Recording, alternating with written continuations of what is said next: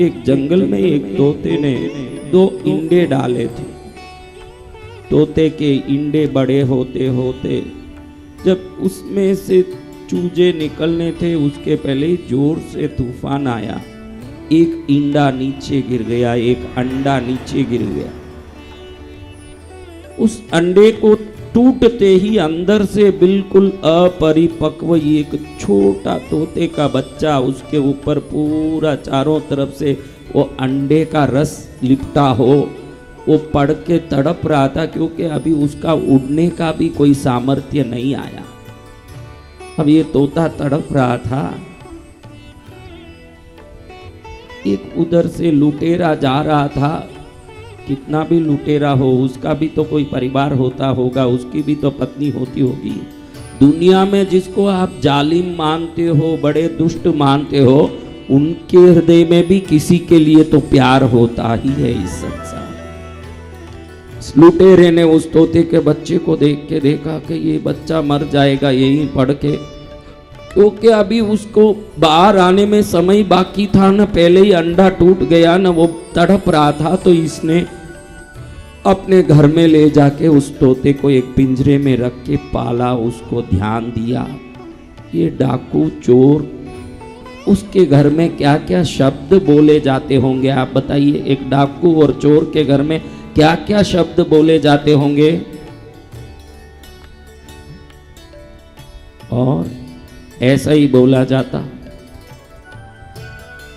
अब दूसरा अंडा था वो भी गिरा। तूफान बढ़ रही थी, हवा बढ़ रहा था, उस तूफान में दूसरा अंडा भी गिरा। वो भी जैसे ही गिरा, वो बच्चा तड़पने लगा तोते का, क्योंकि उसका भी बाहर आने का समय तो नहीं हुआ था। लेकिन ये तोते का बच्चा तड़प रहा। एक संत ने देखा, संत के मन में दया आ गई कि बच्चा मर जाएगा, मैं आश्रम में ले जाऊंगा। संत ने एक पिंजरे में उस तोते को रख के पाला। संयोगवश संत का आश्रम भी जंगल में उधर ही था जहां ये डाकू लुटेरा का भी घर था। और वो इधर पास में लुटेरे के घर में एक बच्चा पल रहा था, दोनों भाई भाई। और एक घर में कहां दूसरा बच्चा पल रहा था, किसके घर में पल रहा था मेरे बच्चों? हाँ, संत के घर में। एक बार एक राजा को शिकार करने के लिए उस जंगल में आने का प्रयोजन हुआ।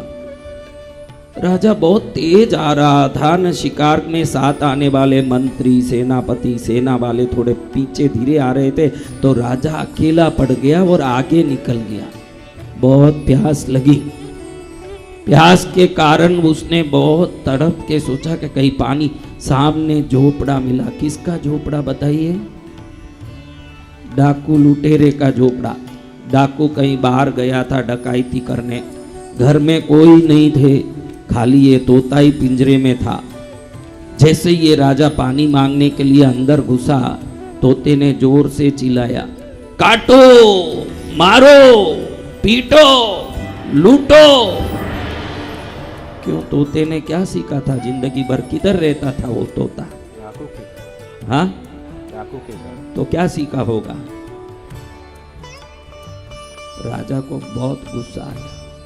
तो राजा ने सोचा कि कोई, मैं पानी मांगने आया, इस देश का राजा मुझे काटो पीटो बोल रहा है। पिंजरा खोला और उसका गर्दन मरोड़ दिया राजा। क्योंकि राजा है, उसके गुस्से का कोई ठिकाना होता है, गर्दन उड़ाने की ताकत राजाओं में होती है। तोते का गर्दन मरोड़ दिया। वहां से गुस्से से निकला, देखा संत का आश्रम था। जैसे ही अंदर घुसा, संत जी भी कहीं एकांत में अकेला ही था।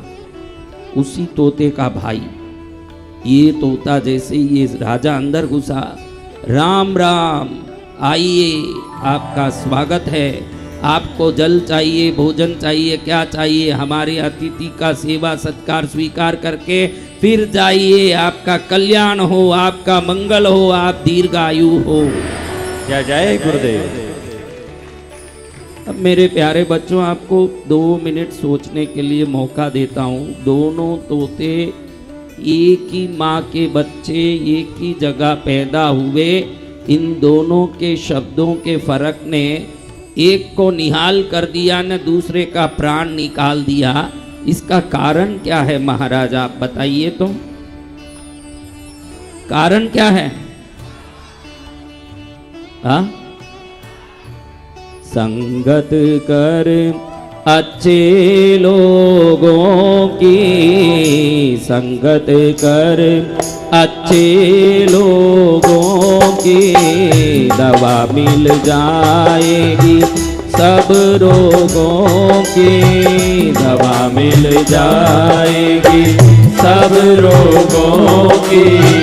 भक्ति में अपना तू मन धर ले, भक्ति में अपना तू मन धर ले, थोड़ा थोड़ा प्रभु का भजन कर ले, थोड़ा थोड़ा प्रभु का भजन कर ले। देखो, मुझे पता नहीं था कि ये शहद है, मुझे अनुभव नहीं शहद कैसा होता है, लेकिन मैंने चखा शहद। मुझे मालूम नहीं शहद के बारे में, इसलिए क्या शहद कड़वा होगा? कैसे होगा? मुझे मालूम नहीं था कि ये आग है, जलाता है। मुझे मालूम नहीं है, इसलिए आग में हाथ डालूं तो क्या वो क्षमा करेगा? नहीं करेगा। हाँ, तो जाने अनजाने में भी कृष्णगिरी आ जाएं तो निहाल ही होना है। जय जय गुरुदेव।